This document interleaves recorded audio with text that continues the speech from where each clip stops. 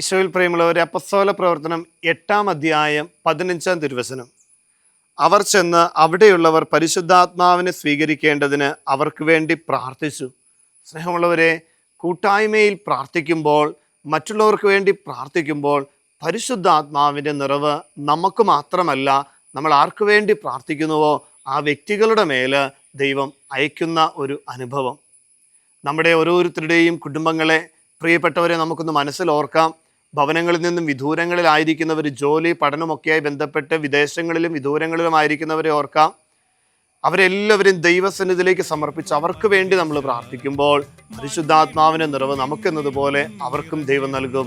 നമ്മുടെ എല്ലാ കുടുംബാംഗങ്ങളെയും പരിശുദ്ധാത്മാവിനാൽ നിറയ്ക്കണമേ എന്ന് നമുക്ക് ഒരുമയോടെ പ്രാർത്ഥിക്കാം. ആമേൻ.